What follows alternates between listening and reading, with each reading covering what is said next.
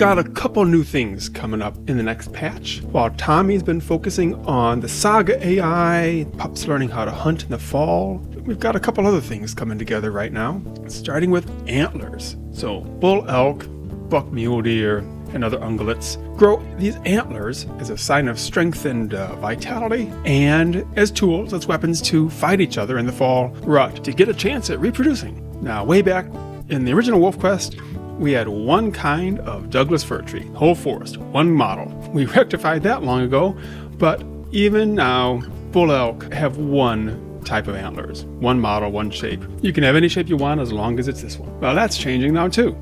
Many bull elk will still have the classic one, but others will have some different shapes, some variations, including a couple atypical antlers. Something just got damaged or something went wrong, turned left when it should have turned right during the growth process. Furthermore, with spike elk have that simpler antler with just two tines at the top.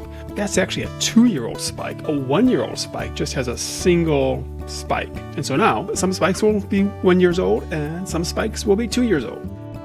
Now, when you're tromping around Yellowstone, you do come across antlers now and then. And in fact, bull elk tend to gather in groups in late winter where they shed their antlers. And we happened to stumble upon one of these locations. It's in the game app on Amethyst, and we found a number of antlers lying around here. And so now in the game, as you run around the map, you'll also come across antlers, especially at these particular locations, which are low elevation or maybe a little higher, like these little low ridges looking over the valley in Amethyst. And you can pick them up. And that's going to be a new achievement to collect 8 different antlers.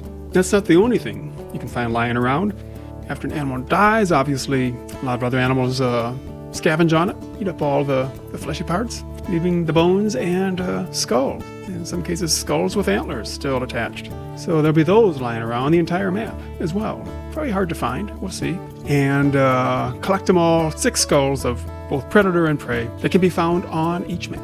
Well, of course, you can bring these antlers and skulls back to your den. Pups love to chew on this kind of thing, but most of this stuff is too big for pups to handle, the young pups that are in the game now.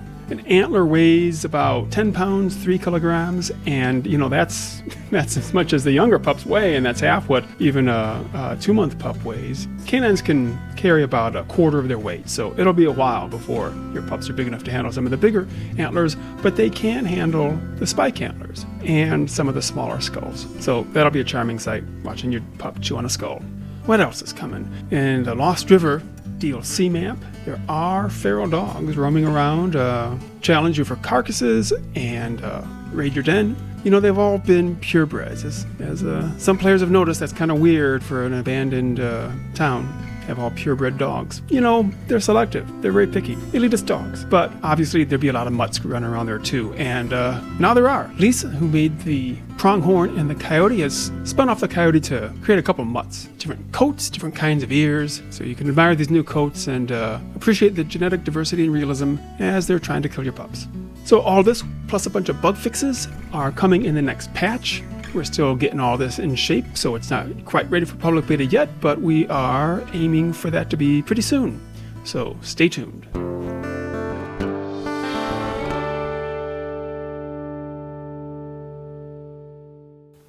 Oh, and while you're wandering around the wilderness in Lost River, keep an eye out for this special girl. Maybe she's still out there.